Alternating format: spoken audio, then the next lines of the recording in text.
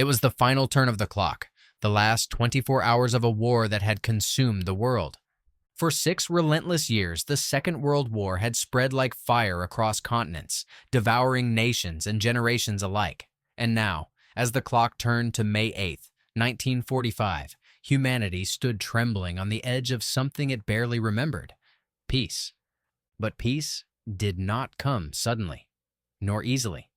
The world had been burning too long for that. Across Europe, in the Pacific, and far beyond, the final day of war arrived in fragments, a patchwork of endings that unfolded hour by hour, city by city. This is the story of that day, the last day of the most destructive conflict in human history. Berlin, the heart of ruin. At the center of Europe, Berlin was dying. The once mighty capital of the Third Reich, the city Hitler had promised would last 1,000 years, had been reduced to dust in less than 12. Columns of smoke still twisted into the sky, rising from what had been government buildings, theaters, schools, and homes. The Red Army, after a siege that lasted 16 brutal days, now occupied the city. Soviet soldiers moved through streets that had become valleys of rubble. Their uniforms were covered in dust. Their faces were hollow from exhaustion. Every step revealed another corpse, another crater, another reminder that victory had come at a price few could comprehend. In the tunnels and cellars below, the survivors of the German capital emerged into a world unrecognizable. Mothers clutched their children, carrying white sheets tied to broomsticks as improvised flags of surrender. Some wept. Others walked in silence. A handful still wore the faded armbands of the Hitler Youth, boys who had been handed rifles only weeks before and told to defend the city to the death. The smell of the city was unforgettable. Ash, smoke, decay, and the faint trace of spring blossoms pushing through broken pavements. Beneath this ruin lay the bunker where Adolf Hitler had met his end a week earlier. The man whose armies had marched across Europe now lay buried beneath the rubble of his own making. In those final days, surrounded by collapsing walls and frightened loyalists, he had dictated his last orders, not for peace, but for destruction. Then, he was gone, leaving behind a government that no longer existed and a people left to face the aftermath. Above ground, the Red Army Command had established itself amid the ruins of the Reich Chancellery. On the morning of May 8th, Soviet officers moved through what had once been Hitler's offices, taking photographs and cataloging documents. They found maps covered in red pencil lines, half-burned orders, and lists of officers who no longer lived. The fighting in Berlin was over, but in the countryside, chaos remained. Pockets of German troops fought on, refusing to believe that their Führer was dead. Some fought out of desperation, others out of terror of what the Soviets would do to them. In the West, the British and Americans had reached the Elbe River, halting their advance to let the Soviets take Berlin as agreed. For the Allied soldiers there, the war's end was both near and strangely distant. They could hear artillery in the distance, but they were ordered not to advance. The last battles were being fought without them. While Berlin smoldered, the final act of surrender was already underway hundreds of miles away, in the French city of Reims. In an old red brick schoolhouse that served as General Dwight D. Eisenhower's headquarters, a small group of men gathered in the early hours of May 7, 1945. The room was cold, the air heavy with cigarette smoke. The walls, still marked with chalk from staff briefings, bore witness to history. Representing the German High Command was General Alfred Jodl, his face pale, his uniform immaculate but empty of pride. Facing him were the Allied representatives, General Walter Bedell Smith for the United States, General Ivan Suslopara for the Soviet Union, and General François Seves for France. At precisely 2:41 a.m., Jodl signed the Instrument of Unconditional Surrender. The war in Europe was over. But even this final act was not without conflict. Stalin, furious that his generals had not been informed sooner, demanded a second, more formal surrender on German soil. And so another signing was arranged for the following evening in Berlin itself. On May 8th, at the former officers' mess of a German engineering school in Karlshorst, the scene was repeated. Soviet Marshal Georgy Zhukov presided, joined by representatives of the Allied powers. Across the table sat Field Marshal Wilhelm Keitel, chief of the German armed forces. The ceremony was brief, mechanical. The silence afterward was not triumph. It was exhaustion. The war that had begun with parades and speeches ended with the scratching of pens on paper. When the news reached Berlin's ruins that night, there was no celebration. Soviet soldiers lit small fires and sat quietly, passing bottles of vodka between them. German civilians huddled in basements, too numb to feel relief. The guns had stopped, but the hunger, fear, and grief remained. To the Germans, May 8th became known as Stunde Null, 0 hour, the moment when everything ended and nothing yet began. For 12 years, their lives had been defined by one voice, one flag, one promise of destiny. Now, all of it had vanished. The Third Reich, once sprawling across Europe, had collapsed into a wasteland. In the days that followed, the city filled with the sounds of occupation, the rumble of Soviet trucks, the bark of commands in Russian, the cries of civilians searching for food and water. Posters appeared announcing curfews, food distributions, and surrender orders. The swastika disappeared, replaced by red stars and Allied banners. Everywhere, people tried to understand what had happened. What had begun with the thunder of speeches in 1939 had ended with the quiet shuffle of refugees across broken roads. At the edges of the city, long columns of prisoners of war marched under guard. Many were teenagers, drafted in the war's final months. They looked more like schoolboys than soldiers. Women and children lined the roads to offer them water, though they had little to give. To the west, British and American journalists began entering Germany, their reports shaping how the rest of the world would see the ruins of the Reich. They described burned-out cities, displaced families, and a people crushed under the weight of their nation's crimes. The Allies themselves struggled with what to feel. There was pride, certainly, and a sense of justice, but there was also a deep sadness, an understanding that victory had come too late for too many. In a small town outside Berlin, a British officer wrote in his journal, "It is hard to call this victory. There is nothing here but ghosts." By the war's end, Germany was a cemetery without fences. Across the countryside lay the remains of soldiers from every army, German, Soviet, British, American, French, Polish, and countless others. The fields of Europe had become the resting place of millions. The numbers were almost beyond understanding.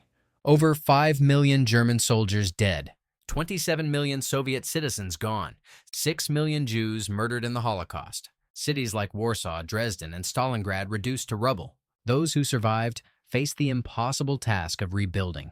But in those first 24 hours, those final moments of the war, no one thought of the future.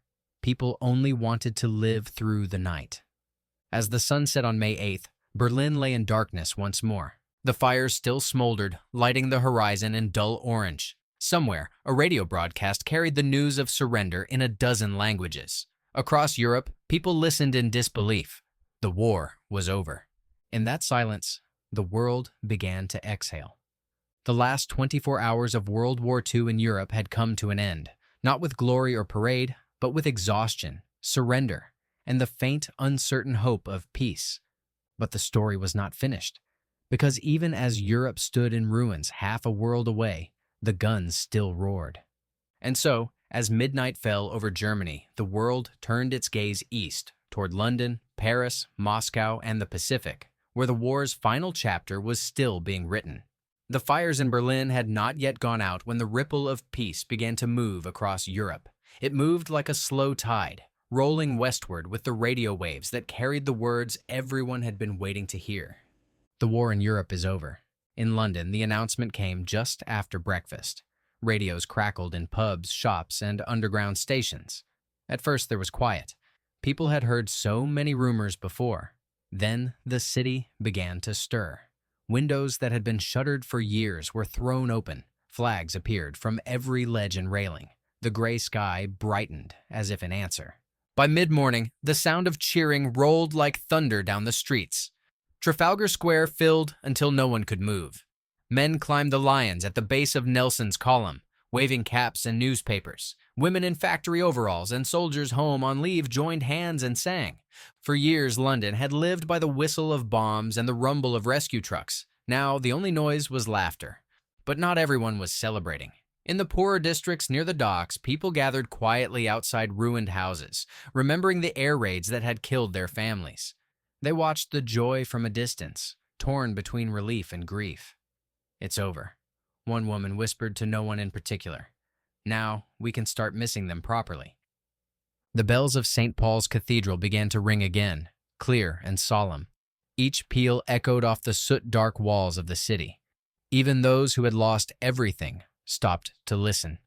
For 6 years, the bells had been silent. Their return felt like the heartbeat of peace itself. At 3 o'clock, the Prime Minister spoke. Churchill's voice came through the radios, rough, steady, unmistakable. He praised the courage of his people, but his words carried gravity, not triumph.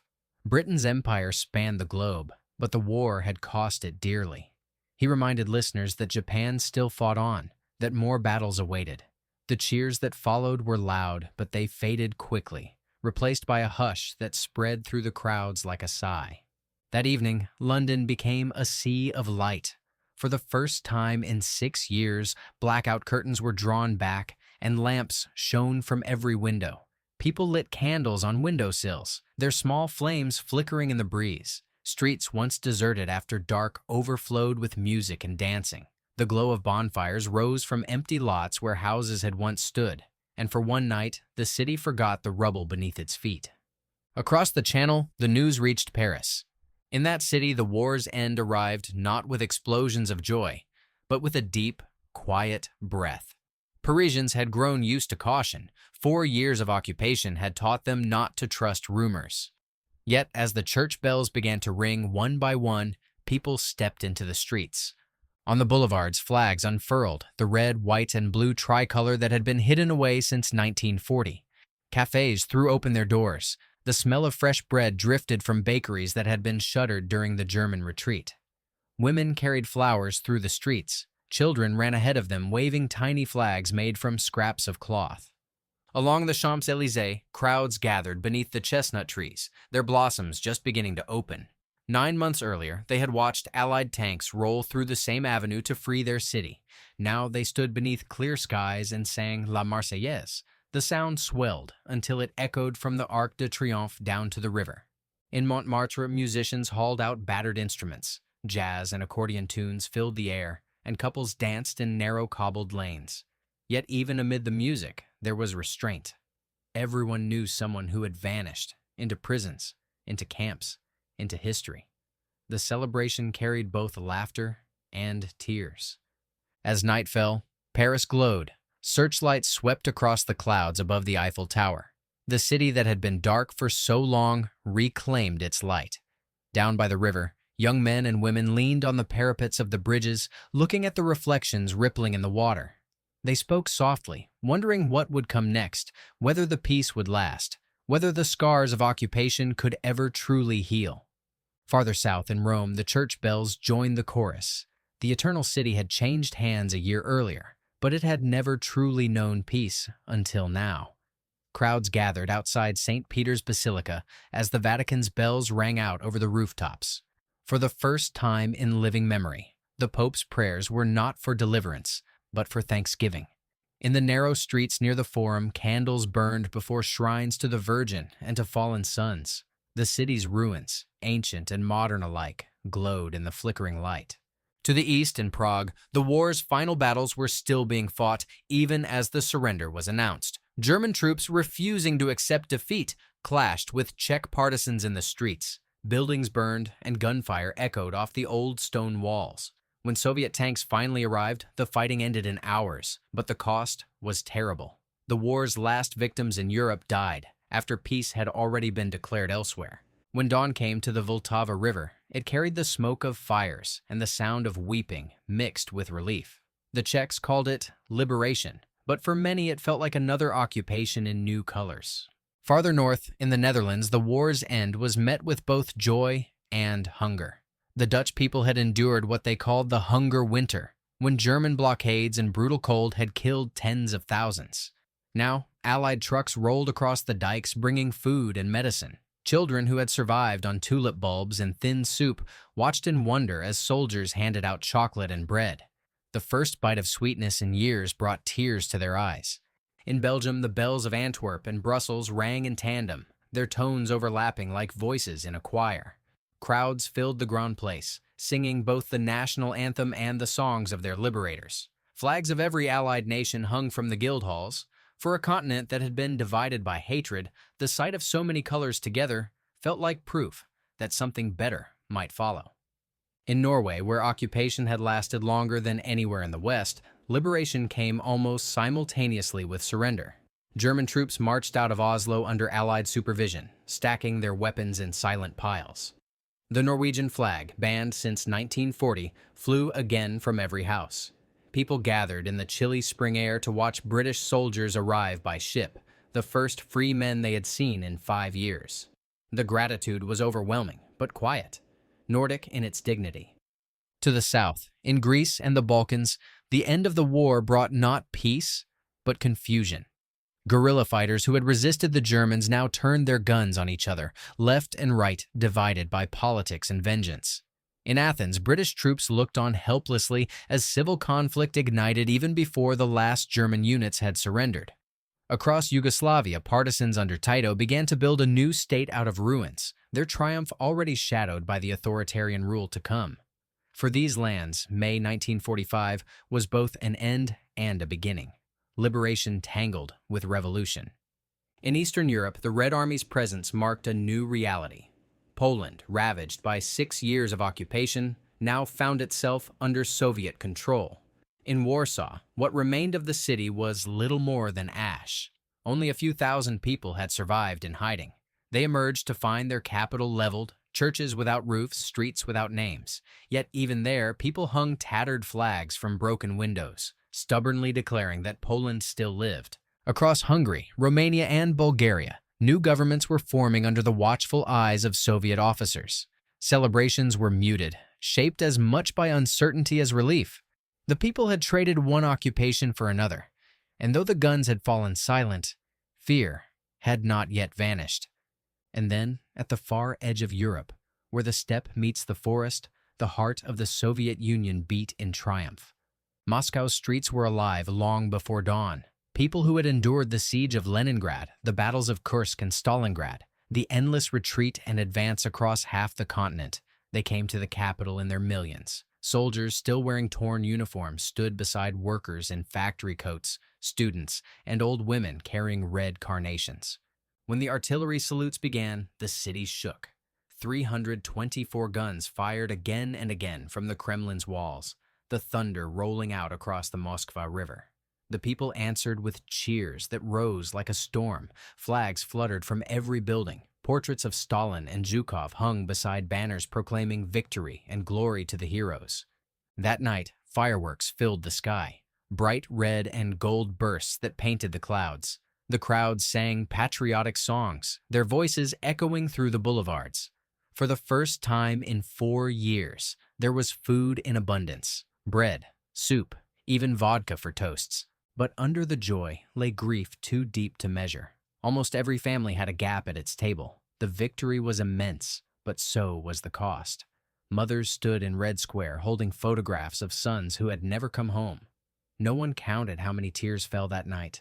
The number would have been beyond measure. When the celebrations finally faded toward midnight, the great city slept, not in fear, but in exhaustion. For one night, the war's endless noise was gone. While fireworks still echoed over Red Square and church bells still rang in the cathedrals of Europe, dawn was beginning to break thousands of miles to the west.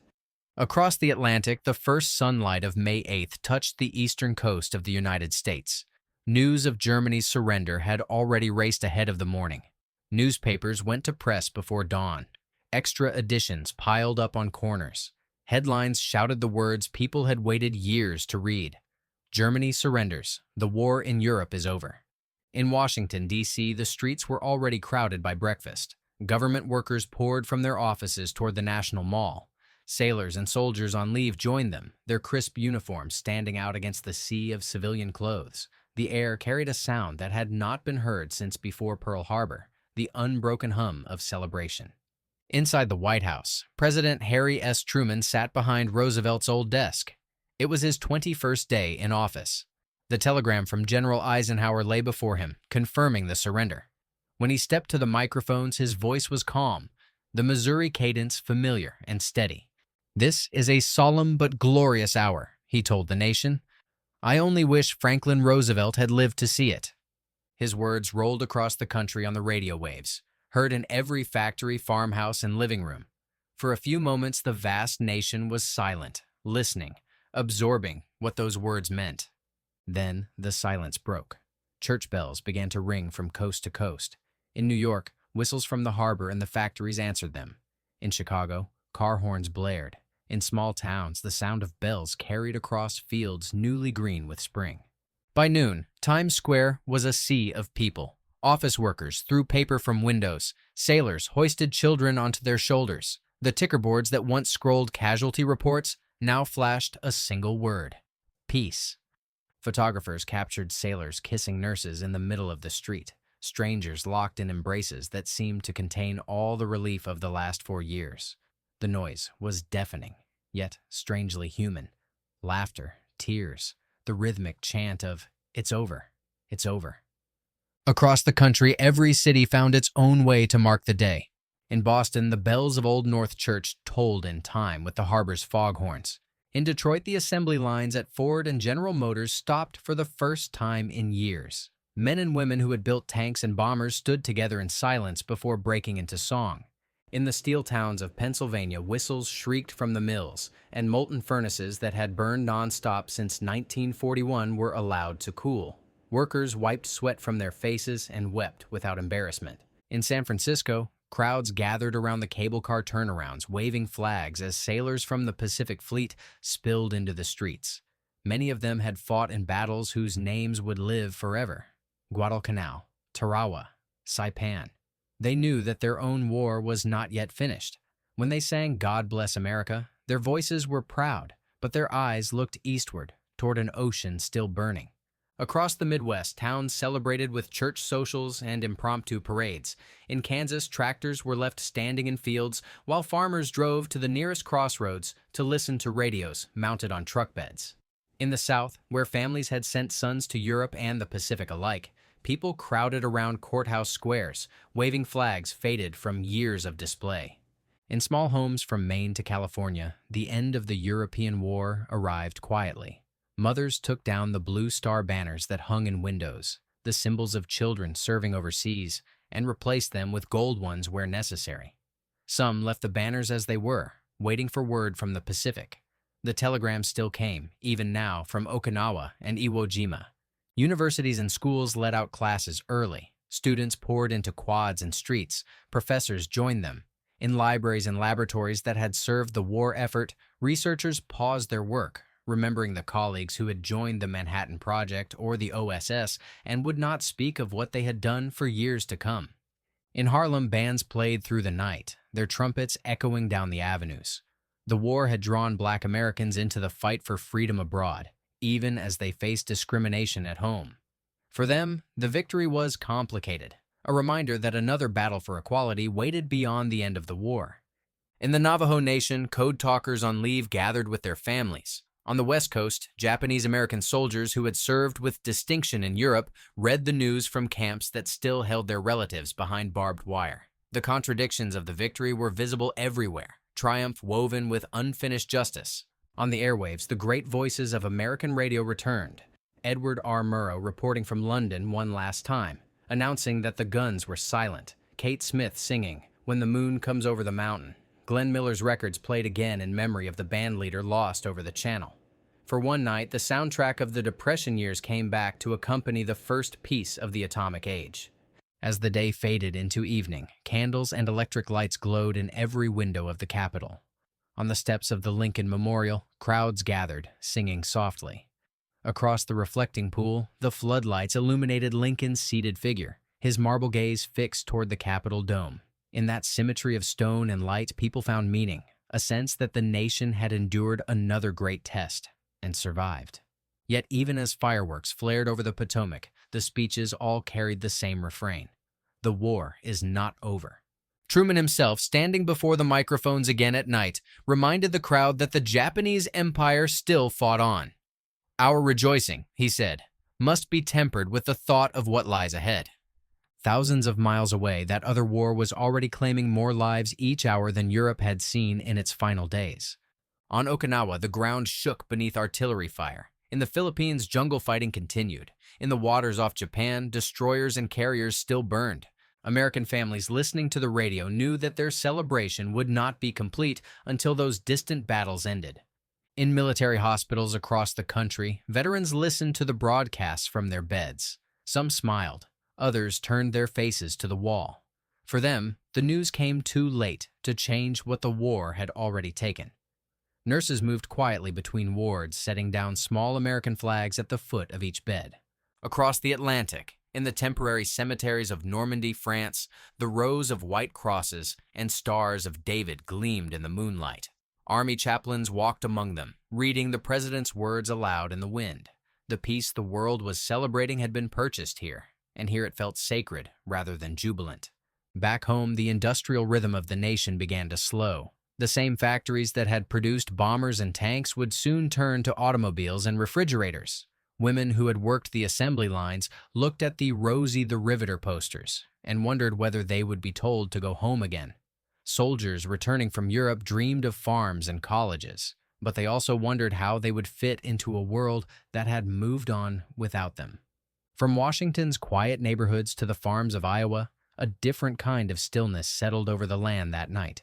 Not the fear of blackout or invasion, but the calm of an immense effort ending at last.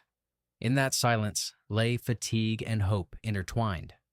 The following morning, May 9th, in American time zones, the papers carried new headlines. Stalin announces victory. Red Army celebrates in Moscow. The photographs showed fireworks over the Kremlin, Russian soldiers embracing, banners of triumph.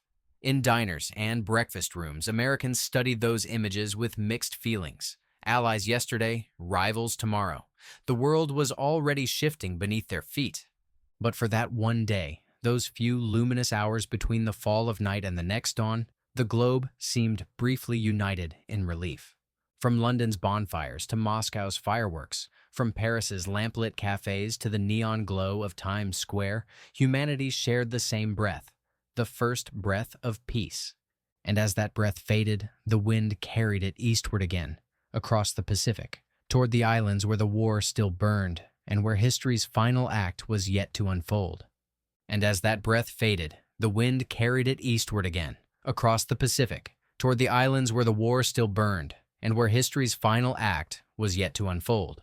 While London slept in peace and New York danced beneath falling confetti, on the far side of the world the sky was still filled with smoke.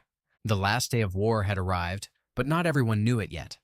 The Pacific was vast and restless, a graveyard of ships and islands that had seen more death in 3 years than Europe had in 6. From the beaches of Iwo Jima to the mountains of Luzon, men still crouched in trenches, listening for gunfire that might come again.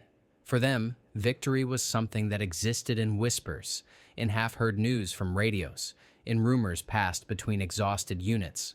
On Okinawa, the battlefield was silent for the first time in weeks. The rains had stopped, leaving behind mud, shattered palm trees, and the smell of decay. The American Marines who walked the ridges that day did so cautiously, their rifles lowered but still ready. The Japanese bunkers were empty now, their defenders dead or gone. The air was heavy and still, as if even the wind knew the killing was finished. Beyond Okinawa, the sea was crowded with the greatest fleet the world had ever assembled. Carriers, destroyers, and transports stretching from horizon to horizon. For months, they had waited for the order to invade the Japanese mainland, an operation so vast it would have eclipsed Normandy itself. The plans were ready. The soldiers were trained. But in the end, they would never go. Because in the space of a single week, Japan's will to fight had crumbled. The cause was invisible, carried through the air rather than across a battlefield. It came from the sky over Hiroshima and Nagasaki, where 2 bombs had fallen and turned entire cities to dust. The soldiers aboard the ships did not yet know the details, only that something had happened. Something so powerful that it had reached the emperor himself. In Tokyo, the dawn of August 15th was pale and humid. The city lay silent beneath a haze of ash and morning mist. The streets that had once thrummed with bicycles and vendors were empty. The air was heavy with the smell of burned timber and the faint sweetness of decay. Inside the imperial palace, guards stood at every corridor. Behind closed doors, the last council of war was ending. The generals had lost their argument. The emperor had spoken, the first and only time he would break centuries of silence to decide the fate of his nation. His words had been simple. Continuing the war would mean the destruction of Japan and of humanity itself. And so, in those early hours, the decision was made. The fighting would end. The emperor's statement, the jewel voice record, was recorded in a quiet room deep within the palace. Technicians whispered as they handled the lacquer discs, knowing that one mistake could undo the moment. The emperor read his statement in archaic formal Japanese, his tone calm, distant, almost detached. He spoke of a new and most cruel bomb that had reduced entire cities to ashes. He called upon his people to endure the unendurable. When the recording ended, the discs were hidden away, guarded by loyal officers until morning. Outside, the capital's night passed uneasily. Small groups of radical officers, men still devoted to the idea of death before defeat, plotted to storm the palace and seize the recording. They believed they were saving Japan's honor. But when they reached the gates, they found them barred, and the guards unmoved. A few shots rang out, echoing over the palace moat. Then silence. By dawn, the coup had failed. The empire's fate was sealed. At noon, every radio in Japan came to life. Families gathered in the ruins of their homes, in shelters, in schoolyards. In villages untouched by bombs and cities reduced to rubble, they bowed before the small wooden boxes that now carried the voice of a god. The sound was faint, the words formal, but everyone understood. The emperor was speaking, and he was surrendering. For long moments afterward, the air itself seemed to stop moving. Then came the sound of weeping, quiet, restrained, and endless. Men who had been ready to die for their emperor now fell to their knees. Women wept for sons who would never come home, for husbands who had vanished into the sea. The war was over, and the silence it left behind was heavier than any bomb.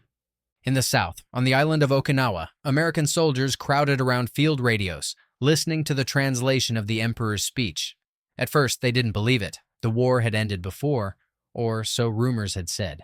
But this time, the orders were real. All hostilities would cease. They stared at each other in disbelief. No gunfire, no shouted commands, only the wind over the water. For the first time in years, they could hear themselves breathe. Across the Pacific, the news spread like sunrise. On Guam, sailors lined the decks of ships, cheering.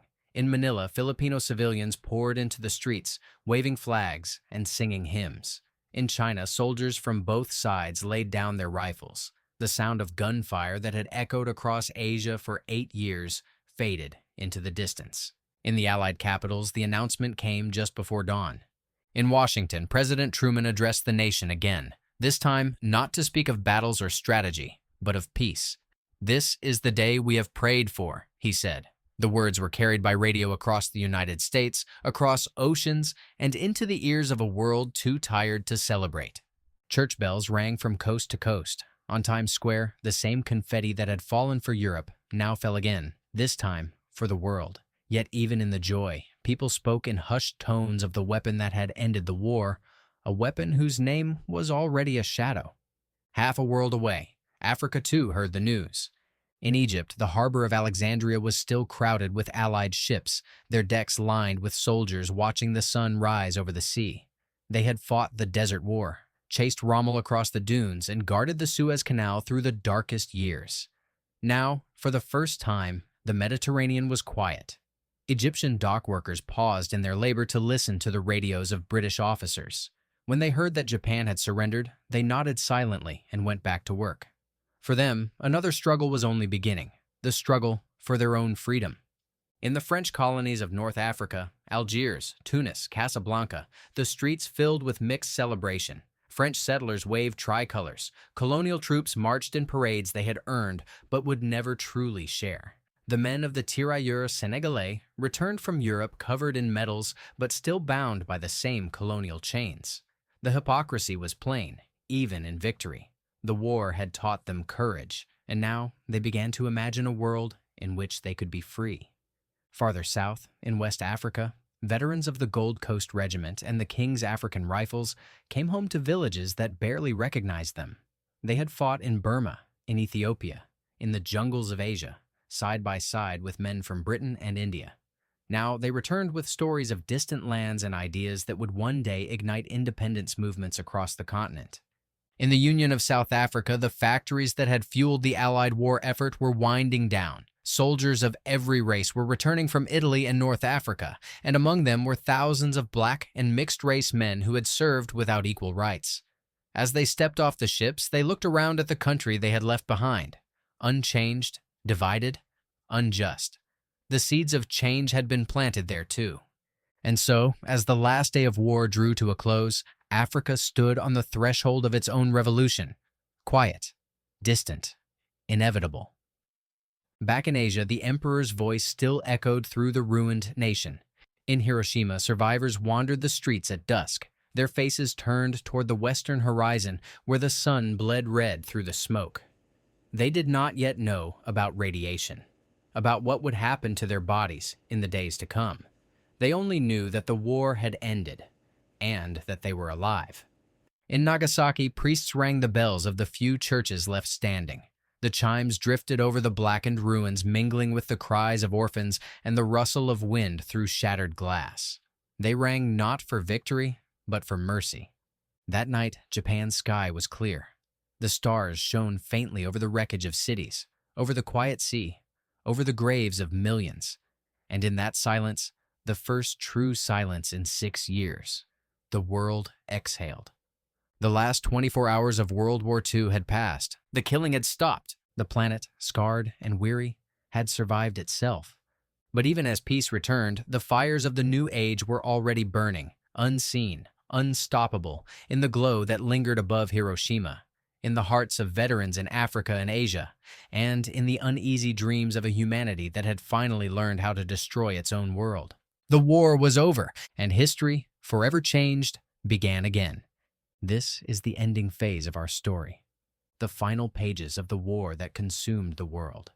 The guns have gone silent. The flags of victory hang limp in the still air. For the first time in 6 years, dawn rises over a world at peace. The Second World War, the greatest and most terrible conflict in human history, had come to its end. But the end of fighting did not mean the end of its consequences. The world that awoke on the morning after was not the same one that had fallen asleep in 1939. Every nation, every family, every soul carried a piece of the storm within them.